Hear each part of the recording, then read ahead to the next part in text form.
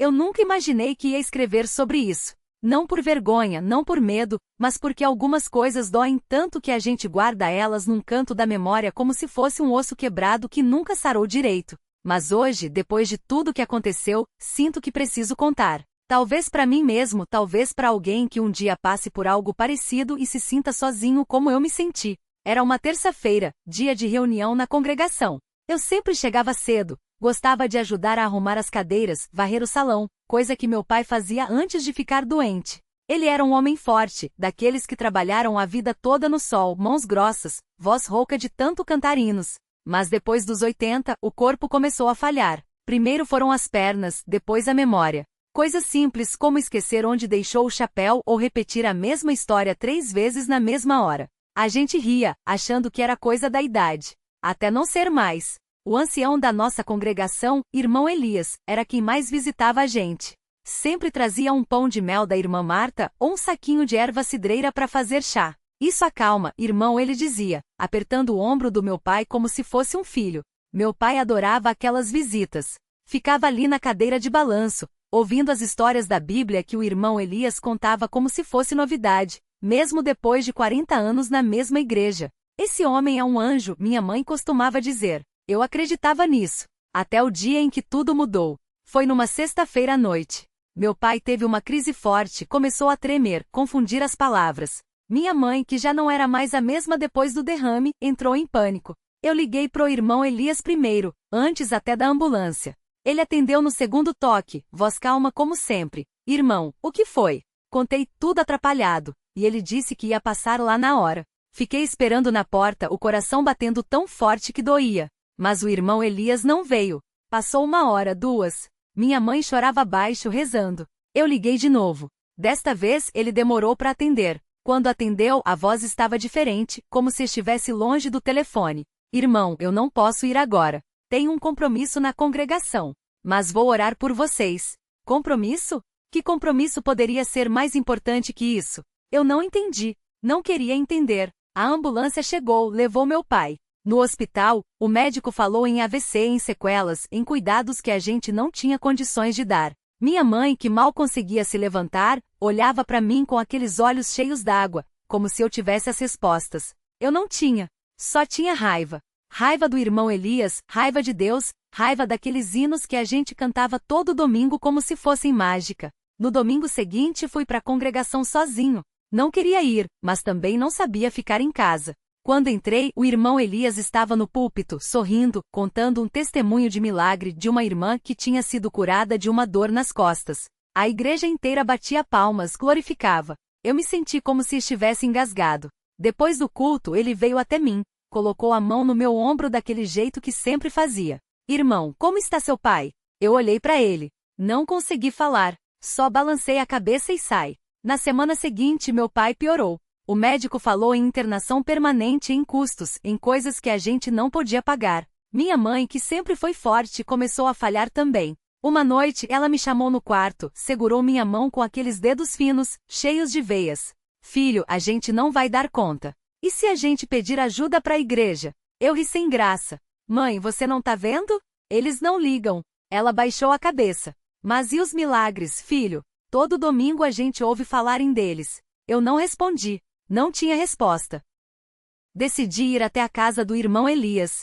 Não era visita marcada, não era dia de culto, mas eu precisava olhar na cara daquele homem e perguntar por quê. Cheguei lá de tarde, o sol quente batendo nas costas. A irmã dele abriu a porta, me olhou com estranhamento. O irmão Elias não está. Foi para um encontro de ancianos em São Paulo. Encontro? Em São Paulo? Eu quase ri. Mas e meu pai? Ele tá morrendo, irmã. O irmão Elias nem veio ver ele. Ela baixou os olhos. Eu sinto muito, irmão.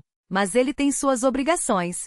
Obrigações. Voltei para casa andando, sem pressa. O céu tava daquele azul claro, quase branco, que parece que vai chover mas nunca chove. Quando cheguei, minha mãe estava sentada na varanda com as mãos no colo, olhando pro nada. O cheiro de café queimado ainda estava no ar, misturado com o de remédio e suor velho. Ela nem levantou a cabeça quando entrei. O irmão Elias não tá, falei, sentando na cadeira de balanço ao lado dela. A madeira rangeu. Foi para São Paulo. Encontro de ancianos. Minha mãe continuou quieta, os dedos brincando com a barra do vestido. Depois de um tempo, ela falou baixo, como se estivesse falando sozinha. Seu pai pediu por ele ontem à noite. Perguntou se o irmão Elias tinha vindo. Eu não soube o que dizer. Olhei pro quarto dos fundos, onde meu pai estava deitado há semanas. A porta meio aberta, a sombra do ventilador girando no chão. Não tinha barulho nenhum vindo de lá. Ele tá dormindo? Perguntei. Minha mãe balançou a cabeça devagar. Não, tá só, quieto. Levantei e fui até a porta. Empurrei ela com cuidado, como se fosse acordar alguém. Meu pai estava deitado de lado, a respiração tão fina que mal dava para ver o lençol subir. Os olhos abertos, vidrados no nada. Quando entrei, ele virou a cabeça para mim, como se tivesse ouvido meus passos desde a varanda. Filho, a voz dele saía arrastada, como se cada palavra pesasse. Você foi lá? Fui. Ele não tá. Meu pai fechou os olhos por um segundo, depois abriu de novo. A luz da tarde entrava pela janela e fazia as rugas do rosto dele parecerem mais fundas. Ele não vem, disse. Eu sei. Não tinha raiva na voz dele. Só uma coisa parecida com alívio, como se finalmente tivesse entendido alguma coisa que vinha tentando decifrar há anos. Por que, pai? Perguntei, mesmo sabendo que ele não ia ter resposta. O que a gente fez? Meu pai suspirou, o peito subindo e descendo devagar. A gente não fez nada, filho. É só, como as coisas são. Fiquei ali parado, ouvindo o barulho do ventilador e o som seco da garganta dele quando engolia. Depois de um tempo, ele esticou a mão para fora do lençol, os dedos trêmulos. Peguei a mão dele. Tava fria. Senta aqui, falou. Puxei a cadeira de madeira que estava encostada na parede e sentei do lado da cama. Meu pai ficou olhando pro teto, como se tivesse algo escrito lá que só ele conseguia ler. Você lembra quando a gente ia pescar no rio? Perguntou de repente. Lembro. Você tinha, quanto? 10 anos? Por aí. Ele sorriu, ou tentou sorrir. Os lábios tremiam. Você ficava puto porque eu não deixava você segurar a vara sozinho. Dizia que eu não confiava em você. Eu achava que você estava me tratando como criança. Não era isso, meu pai balançou a cabeça. Era que eu queria que você aproveitasse. Porque um dia você ia ter que segurar sozinho. Ficamos quietos. O sol já estava baixando, e a sombra da janela subia pela parede como se fosse água. Eu não entendo, falei. Não precisa entender agora. Meu pai apertou minha mão fraco. Só, não solta a vara. Ouvi passos na varanda, depois a voz da minha mãe chamando. Quando me levantei, meu pai já tinha fechado os olhos de novo. A respiração dele estava tão leve que quase não dava para sentir. Saí do quarto e fechei a porta sem fazer barulho. Minha mãe estava na cozinha, mexendo alguma coisa no fogão que não estava ligado. O café tá pronto? Perguntei, só para dizer alguma coisa. Ela não respondeu. Olhou para a janela, para a rua vazia, para qualquer lugar menos para mim. Vou lá na farmácia, falei. Precisa de alguma coisa? Minha mãe balançou a cabeça. Quando passei por ela, vi que os olhos dela estavam vermelhos, mas ela não estava chorando. Só olhando. Saí de casa e comecei a andar sem rumo. O ar estava pesado, daquele jeito que faz a camisa grudar nas costas. Passei pela praça, onde as crianças brincavam de bola e os velhos jogavam dominó debaixo da árvore. Ninguém me cumprimentou. Ninguém reparou. Cheguei na farmácia e fiquei parado na frente, olhando pro letreiro piscando. Não precisava de nada de lá. Só não queria voltar para casa ainda. Quando finalmente entrei, o balcão estava vazio. Chamei, esperei. Depois de um tempo, ouvi passos vindo dos fundos. Apareceu o seu João, o farmacêutico, com a camisa desabotoada no pescoço e uma toalha suja na mão. Ah, é você, falou, como se tivesse me esperado. Como é que tá seu pai? Mal. Fiquei olhando para os frascos de remédio atrás dele, todos enfileirados como soldados. O seu João limpou as mãos na toalha, jogou ela em cima do balcão e cruzou os braços. A luz fluorescente fazia as rugas do rosto dele ficarem mais fundas. Mal como? Ele perguntou, baixando a voz. Encolhi os ombros.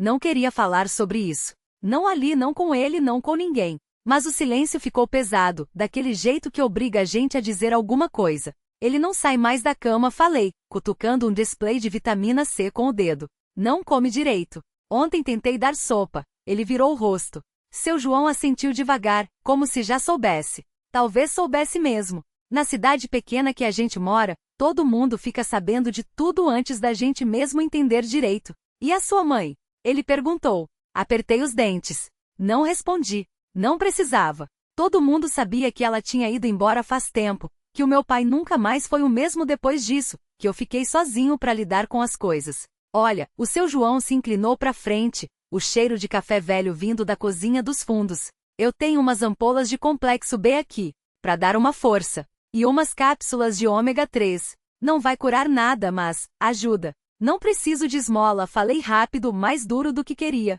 Ele levantou as mãos, como se estivesse se rendendo.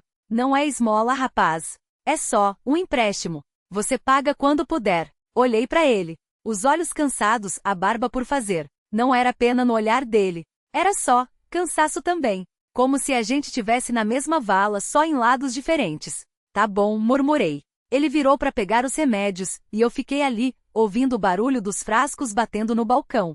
Quando ele voltou, colocou tudo dentro de um saquinho plástico e empurrou para mim. Toma. E olha, hesitou. Se precisar de alguma coisa, qualquer coisa, você sabe onde me achar. Peguei o saquinho. Os plásticos rangiam entre os dedos. Obrigado, falei, sem olhar para ele.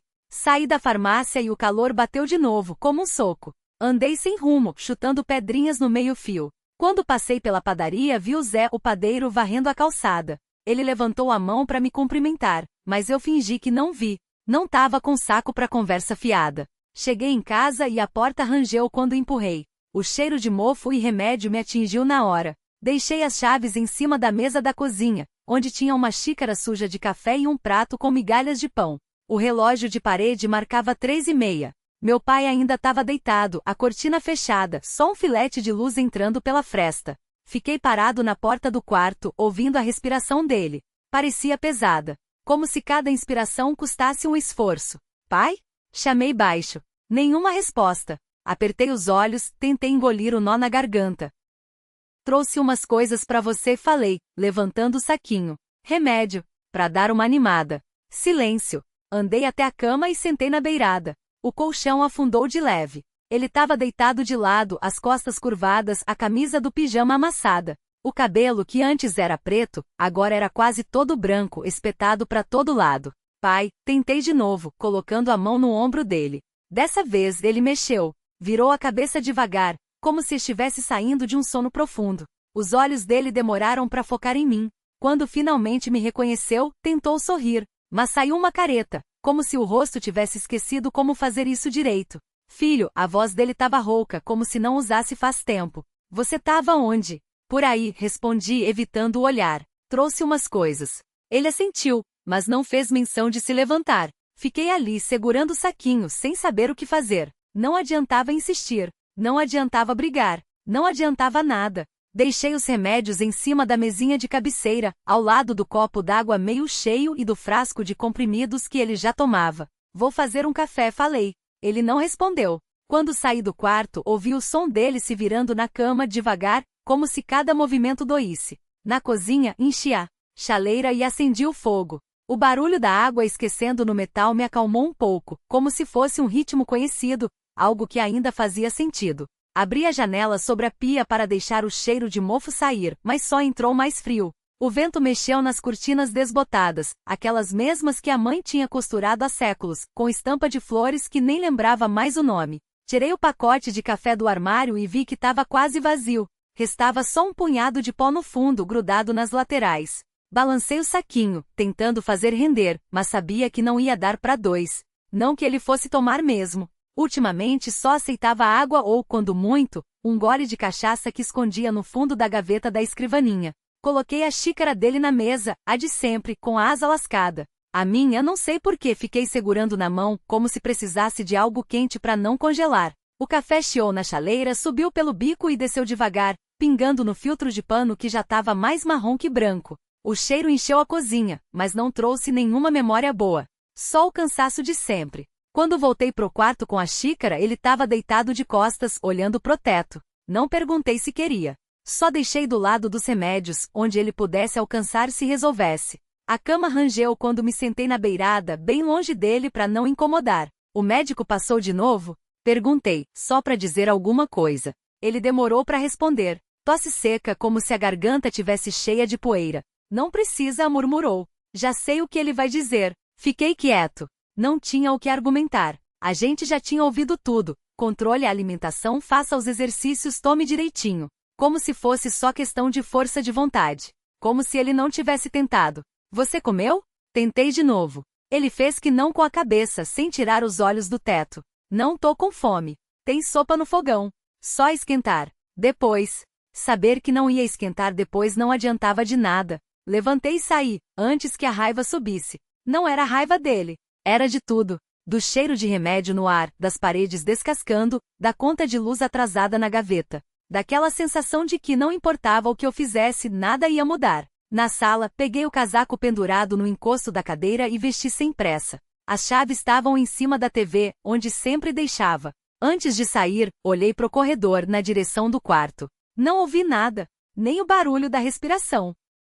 Fechei a porta com cuidado, como se qualquer som mais alto pudesse quebrar alguma coisa. O frio bateu no rosto assim que desci os degraus da varanda. A rua estava vazia, só uns cachorros magros fuçando no lixo da esquina. Puxei o zíper do casaco até o queixo e enfiei as mãos nos bolsos. Não tinha lugar para onde ir. Só precisava andar. Passar pelas mesmas ruas de sempre, ver as mesmas casas feias, os mesmos postos de gasolina com os preços subindo toda semana. Cheguei até a praça, onde os bancos estavam molhados de sereno.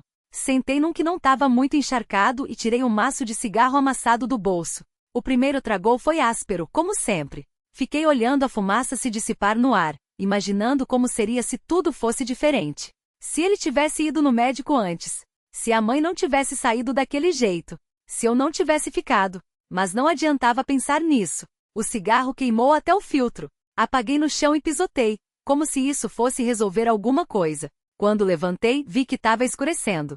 As luzes dos postes acenderam fracas, como se estivessem cansadas também. Voltei pelo mesmo caminho, arrastando os pés. Subi os degraus devagar, como se pesassem mais que o normal. A porta não estava trancada. Dentro, a casa estava igual. O quarto também. Ele ainda acordado, de olhos abertos. Não sei se me viu entrar. Vou dormir no sofá, falei, mas para mim mesmo. Não esperei resposta. Peguei o cobertor que estava dobrado no braço da poltrona e me deitei. O cheiro de mofo e café frio ainda estava no ar. Fechei os olhos, mas sabia que não ia conseguir dormir. Ouvir ele tossir do outro lado da parede foi o suficiente para manter-me acordado a noite toda.